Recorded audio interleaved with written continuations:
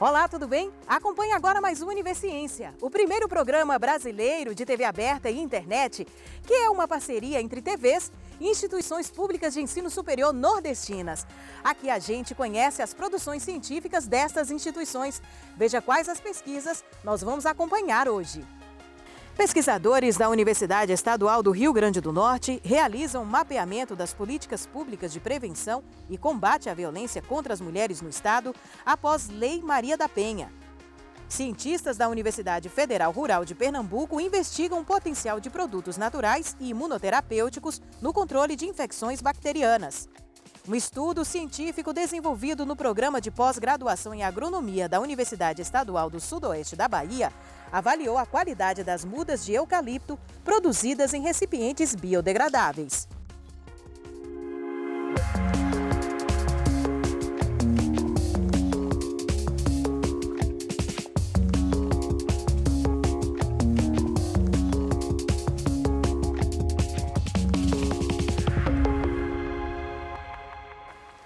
A violência doméstica sofrida pelas mulheres ganhou mais visibilidade com a promulgação da Lei Maria da Penha, a primeira lei específica de combate à violência de gênero praticadas às mulheres. Ao longo das últimas 4 décadas, os movimentos feministas têm tornado público esse problema e conquistado alguns avanços. Mas os números provam que ainda existem muitos desafios. E pesquisadores da Universidade Estadual do Rio Grande do Norte realizam mapeamento das políticas públicas de prevenção e combate à violência contra as mulheres no estado após a Lei Maria da Penha.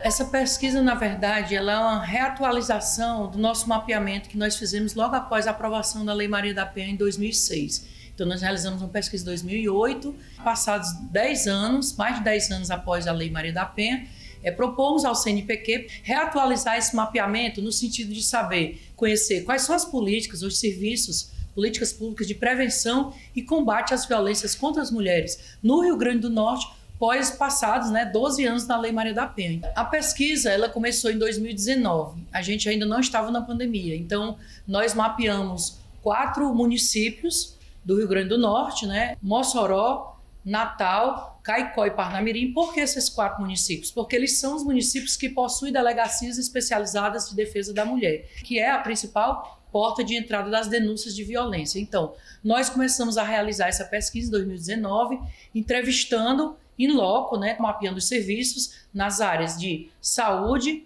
assistência social, segurança pública e judiciário, que são as 4 áreas principais de políticas que compõem, dos serviços que compõem o enfrentamento dessas violências e prevenções. Então, a gente realizou a pesquisa em Mossoró, realizamos a pesquisa em Caicó, mapeamos Natal, via internet, e marcamos algumas entrevistas online, tanto em Natal como em Parnamirim, e agora a gente retoma para concluir Natal e Parnamirim com entrevistas presenciais. Em Mossoró, a gente mapeou na área da assistência social o Centro de Referência da Mulher e os CRAS, que não são especializados, mas atendem também as mulheres em situação de violência.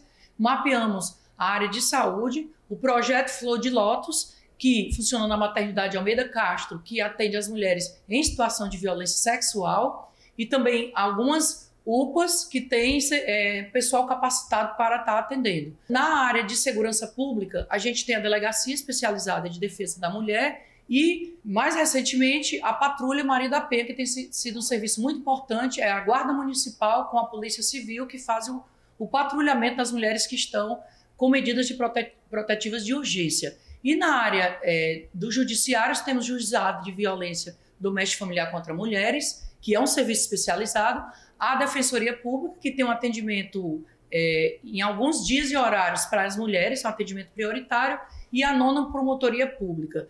Caicó, nós mapeamos alguns CRAS, que atendem as mulheres em situação de violência, CREAS também especializado em assistência social. Na área de saúde, o Hospital Regional do Seridó, que atende as mulheres em situação de violência sexual, e também alguns CAPs, que atende as mulheres que desenvolvem transtornos mentais em decorrente da violência. Temos lá o atendimento na Defensoria Pública, na área do Judiciário, e uma delegacia especializada de defesa da mulher, que funciona ser uma sede própria, ainda de forma precária. O serviço em Mossoró, eles têm uma tentativa de se atuar em rede, porque esses serviços eles não podem atuar de forma isolada. Há que ter um diálogo, uma relação que a gente chama rede de serviços, os serviços que compõem essa rede de atendimento e proteção às mulheres. A gente ainda tem muito caminho a percorrer, porque, por exemplo, a nossa delegacia de defesa da mulher, ela nem funciona à noite, né? Não tem plantões de final de semana, dias e horários que as mulheres mais sofrem violência. Os serviços, eles têm profissionais capacitadas, mas ainda falta o investimento, concursos públicos, né, para que a gente tenha uma equipe multidisciplinar no serviço, formada por assistentes sociais, psicólogos, pedagogos, pessoal da área jurídica. Então, os serviços ainda têm muito a caminhar no sentido desse diálogo, mas a gente já tem um grande avanço aqui em Mossoró, que temos aí a Patrulha Maria da Penha, que tem feito um trabalho importante, articulado com o juizado, articulado com o Centro de Referência da Mulher. Temos mais recentemente a Casa de Acolhimento, então a gente teve muitos passos, né, nos últimos anos para consolidar essa rede, mas ainda temos muitos desafios que passam pelo investimento tanto do governo estadual e municipal nas políticas e serviços de enfrentamento e prevenção às violências contra mulheres. Em Caicó, a rede é muito frágil. A gente não tem uma delegacia com sede própria, a gente não tem uma equipe específica e qualificada para atender essas mulheres. Lá, até o momento que a gente mapeou, era um homem, né, delegado, não tinha profissionais mulheres na delegacia. Então, lá em Caicó, a gente tem muita dificuldade em trabalhar essas instituições funcionarem na perspectiva articulada da rede. O Rio Grande do Norte é o 5º estado que mais violenta mulheres. E o Brasil é o 5º país no mundo mais violento para as mulheres. Então, a gente tem que buscar uma resposta do Estado para enfrentar essa problemática. Então, nossa pesquisa, ela visa não só conhecer o que existe, mas como está sendo efetivado esse serviço. Por isso que é um mapeamento analítico. A gente pretende, estamos entrevistando tanto os funcionários e funcionárias que estão à frente desse serviço, como algumas usuárias também que são que buscam esses serviços.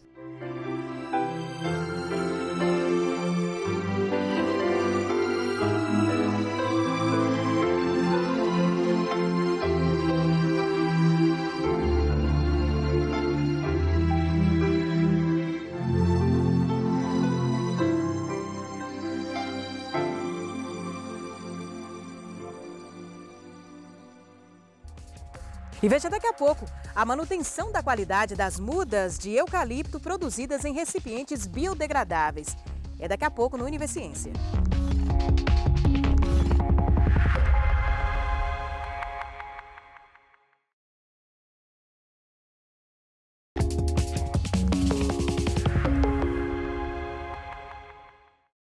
Na produção de mudas florestais, muitas técnicas são necessárias para garantir a qualidade das espécies. Nesse processo, os recipientes são fundamentais, já que permitem o controle da nutrição e proteção das raízes, além de facilitar o manejo, o transporte e o plantio. Os mais utilizados são derivados do petróleo, mas podem prejudicar as raízes. E que tal uma alternativa de menor impacto ambiental e menos custos? Um estudo do programa de pós-graduação em agronomia da Universidade Estadual do Sudoeste da Bahia avaliou a qualidade das mudas de eucalipto produzidas em recipientes biodegradáveis e em tubetes, associadas à incorporação de compostos orgânicos. Logo quando eu me ingressei no programa de pós-graduação em agronomia, o professor Adalberto me convidou para uma conversa e expôs a linha de pesquisa que o grupo já estava desenvolvendo. Então tinha algumas pesquisas anteriores a mim que já estava testando, por exemplo, o melhor volume do recipiente, quais eram as implicações positivas que esses recipientes tinham na produção de mudas de eucalipto. Então a gente considerou uma variável diferente, que foi a incrementar o composto orgânico, que visava aumentar o volume de raízes, promover a redução de deformações radiciais que o tubete já provocava em estudos anteriores. Os tubetes, por exemplo, são pequenos tubos de plásticos rígidos, né? À base de petróleo, que são largamente utilizados para a produção de muda, especificamente eucalipto, ainda que outras empresas também trabalham com esses mesmos recipientes para a produção de mudas de espécies florestais nativas, tá? Então, esses recipientes, eles são, quando do plantio da muda no campo, eles são separados da muda. A muda é retirada e plantada. E esses recipientes, muitas vezes, não voltam para o viveiro.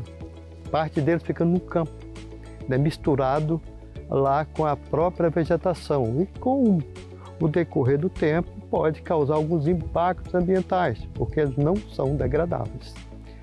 Agora, os recipientes biodegradáveis, que são os paper pots, também chamados, né? Esses recipientes têm na sua composição celulose, ou seja, papel. Então são recipientes que, quando são utilizados para a produção das mudas, essas mudas são plantadas no campo, sem, no entanto, separar desses recipientes, são plantados com as mudas. E depois de 2, 3 meses, esse material entra em processo de degradação e é incorporado pelo ambiente. Esse material, ele é composto de celulose, ou seja, de papel fino, né? Ele proporciona às mudas, né, uma formação melhor do ponto de vista radical, com a maior quantidade de raízes crescendo quase que naturalmente, com um percentual baixo de deformações radiciais, tá? E essas são características indicativas de muda de alto padrão de qualidade. E se assim nós interpretamos, então nós podemos também prognosticar, né, o que vai acontecer com essas mudas no campo, sob o ponto de vista de alto percentual de sobrevivência, alto potencial de crescimento inicial e principalmente, né, vamos levar a formação de floresta mais produtiva. Esse experimento ele foi dividido em algumas fases, algumas etapas, e a etapa que constou da comparação entre os recipientes foi a de produção de mudas no viveiro. Nessa fase nós avaliamos 600 mudas e com os resultados da pesquisa nós constatamos que o paper pot promoveu aumento de qualidade das mudas produzidas. Então, por exemplo, houve aumento na altura da parte aérea das plantas, diâmetro do colo, aumento das biomassas, aumento no volume radicial. Então, assim, estatisticamente nós tivemos resultados superiores da pesquisa. Em altura da parte aérea, por exemplo, tivemos incremento de 50%. Quando utilizado o paper pot, as raízes em torno de 200% em aumento das raízes. As empresas atualmente já usam o tubete como o principal recipiente na produção de mudas de eucalipto. Então, a descoberta, na verdade, a intenção de testar o novo recipiente foram os problemas de deformações que esse recipiente tubete provocavam na produção de mudas. Então, assim, durante a fase de produção de mudas, as deformações que ocorrem lá em razão do tubete, elas perduram no campo. Elas reduzem, por exemplo, a produtividade dessas plantas no campo. Então, a ideia de usar o paper pot é tentar suprimir essas deformações, melhorar a qualidade da produção de mudas e também é um recipiente mais sustentável. Se você raciocinar do ponto de vista dos grandes projetos de restauração ambiental, projetos de reflorestamento para fins industriais comerciais, projetos de arborização urbana, a gente pode dizer aqui e afirmar que essa pesquisa, os seus resultados, vão assim ter uma influência em todos os setores da sociedade. Porque, na verdade, é o seguinte, se é para reflorestamento de fins comerciais e industriais, né, vai ser muito utilizado no setor de produção de celulose, de papel, por outro lado, de recuperação de áreas degradadas nas pequenas propriedades rurais. Por outro lado, né, vai ser utilizado também como parte integrante de produção de mudas para fins de execução de projetos de arborização urbana, enfim. Por esse sistema de paper pot, de biodegradável, nós estaremos retirando do ambiente aproximadamente 5 milhões e 500 mil toneladas de plástico produzido à base de petróleo, que é um ganho satisfatório, um ganho imenso para o meio ambiente. Isso significa dizer que o setor florestal está contribuindo, né, na potencialização da maioria de suas atividades em condições sustentáveis.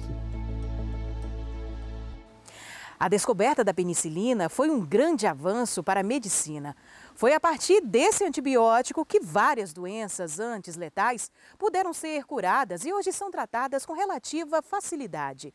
Os resultados com a penicilina foram tão impressionantes que por muito tempo acreditou-se que os problemas com doenças bacterianas haviam chegado ao fim. Infelizmente, surgiram as superbactérias, que são resistentes à grande maioria dos antibióticos. Mas que tal uma alternativa aos antibióticos? Ou uma solução que pode ser usada junto com eles? Pesquisadores da Universidade Federal Rural de Pernambuco investigam o potencial de produtos naturais e imunoterapêuticos no controle de infecções bacterianas. Observando a rica biodiversidade do Nordeste, cientistas perceberam que várias plantas apresentam componentes com potencial capaz de eliminar micro-organismos que sobrevivem dentro de células ou durante as infecções.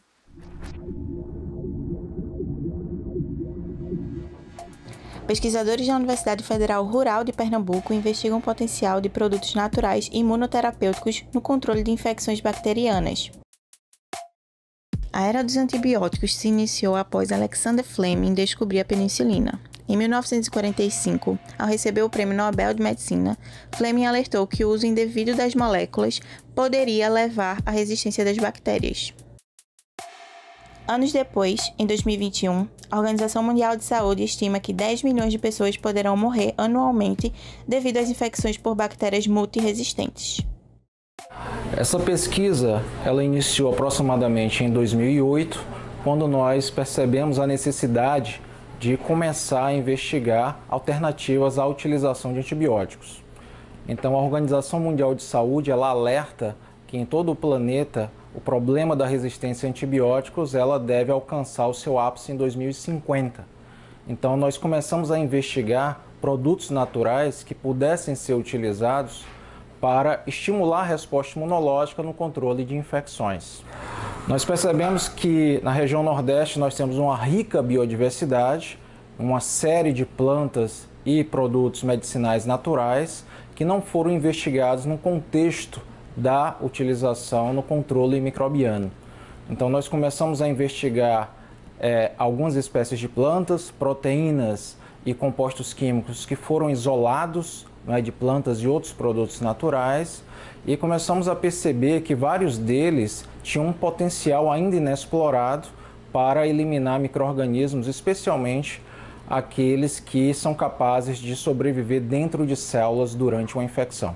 O professor Vitor acredita que, no organismo, a utilização desses compostos pode estimular o funcionamento do sistema imunológico e aumentar a eliminação de micro-organismos durante a infecção, e que há a possibilidade do uso em conjunto com os antibióticos. Os antibióticos eles são compostos químicos que, ao interagir com as células microbianas, produzem a morte desse micro-organismo, ou ainda evitam que esses micro-organismos se multipliquem, ou seja, os antibióticos eles agem diretamente sobre a célula microbiana, enquanto que os imunoterapêuticos eles não têm geralmente uma ação antimicrobiana direta, eles agem controlando a infecção porque ao estimular o sistema imunológico elimina o micro-organismo. Então, os imunoterapêuticos eles poderiam, em tese, ser utilizados em conjunto com os antibióticos no controle de uma infecção.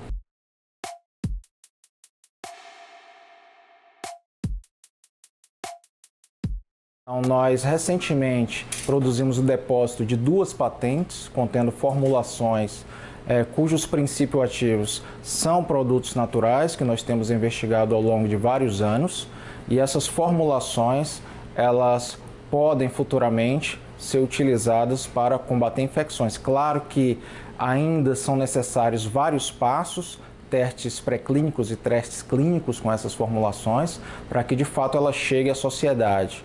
Mas a nossa pesquisa é uma pesquisa básica e importante nesse sentido e que espera no futuro também fazer parcerias com empresas interessadas nesses produtos de forma a chegar a isso na população da forma mais rápida e segura possível.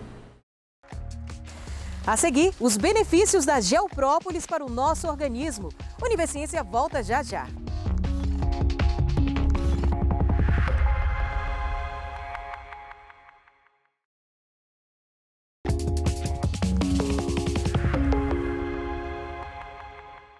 Você já deve ter ouvido falar ou até mesmo ter feito uso da própolis.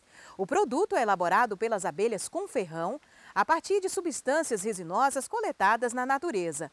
Agora, um termo cada vez mais comum é a geoprópolis, desenvolvida pelas abelhas sem ferrão.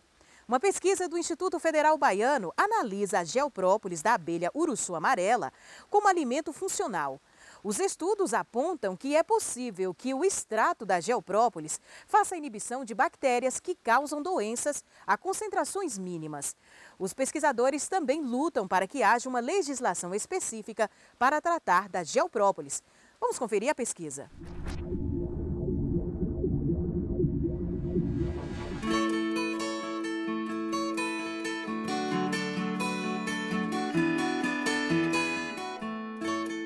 O projeto surgiu a partir de um que já existia, porém para a área animal, que era para a aplicação da geoprópolis para infecção, para combater as bactérias que existiam na mastite bovina. Eu gostei muito do tema central, que era a utilização de subprodutos da abelha, e quis trazer isso para o meu curso, que seria a engenharia de alimentos. A professora Juliana já era minha orientadora, e professora também, e aí nós tivemos a ideia de utilizar o mesmo extrato de geoprópolis, só que para combater bactérias, micro-organismos oriundos de alimentos. Conhecendo esse potencial dessas bactérias que podem estar presentes nos alimentos, a gente pensou na geoprópolis enquanto alimento funcional para prevenir infecções provocadas que poderiam ser provocadas por esses alimentos. Então a pesquisa voltou-se para isolar as bactérias diretamente de alimentos de origem animal. A partir do isolamento desses micro-organismos patogênicos, a gente avaliou a eficiência do geoprópolis para prevenir, para inibir o crescimento desses micro-organismos. O própolis puro, ele tem algumas abelhas sem ferrão, só que ele é muito mais comum nas apis, são as abelhas com ferrão. A abelha sem ferrão, ela produz geoprópolis, que é o própolis, a cera e tudo mais misturado com barro. Essa é a principal diferença que existe do geoprópolis para a própolis comumente conhecida. Das funções do geoprópolis até então estudadas, que é um produto que está em estudo, é ser antibacteriano. Então nós utilizamos dessa função a nosso favor. Também fizemos mais análises para saber até onde, quantos % desse substrato poderia ser utilizado para fazer essa ação. Nós trabalhamos com 2 números bem específicos, que é a concentração da geoprópolis, que é o número de 4% e o de 7%. O de 4 é onde deu início a ação antibacteriana, onde ela começou a fazer a ação inibitória dessas bactérias. E o de 7 é onde nós tivemos certeza, com todas as amostras que nós fizemos, de que ela realmente foi eficaz nas 2 bactérias patógenas que eu utilizei.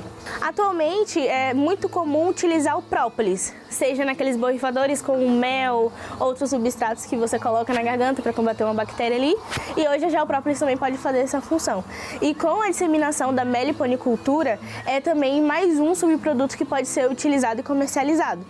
E claro que assim como a própolis é utilizada também em vários pratos e outros produtos como um dos ingredientes ali presentes, a geoprópolis também pode se fazer presente. Se eu faço uso regular dessa geoprópolis, então o que acontece? O meu organismo, a partir do momento que ele tem contato com qualquer patógeno, ele vai conseguir responder mais rápido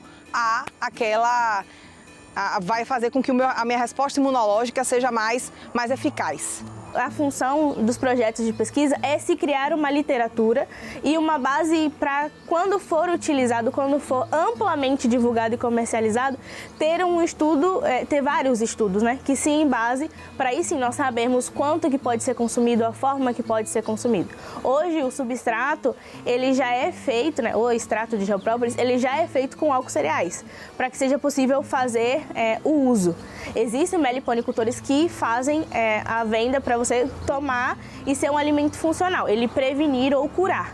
Então, assim, não é um remédio. A gente precisa pensar em avaliar melhor físico-quimicamente o resultado desse geoprópolis, porque a gente avaliou ele microbiologicamente, temos uma diluição que nos mostrou uma resposta muito boa no sentido de inibir o crescimento dos micro-organismos, mas físico-quimicamente os parâmetros dele ainda são muito diferentes dos parâmetros do que a legislação que nós devemos seguir, para que esse produto possa estar no mercado de forma legal.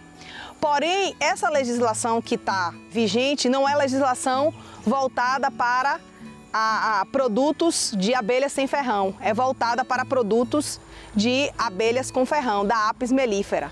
Então, a partir do momento que são materiais diferentes e constituições diferentes, a gente precisa avaliar muitos resultados. A gente precisa ir seguindo, testando com outras amostras de outras regiões, ampliando os nossos testes para que a gente consiga mostrar aos órgãos reguladores do nosso produto e a eficácia do nosso produto.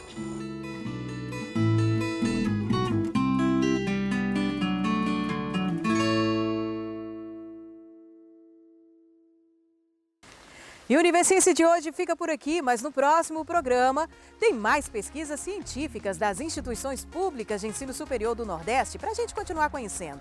E você já sabe, se tem alguma dúvida ou sugestão, envia para o nosso e-mail universiencia@uesb.edu.br que a gente esclarece num próximo programa.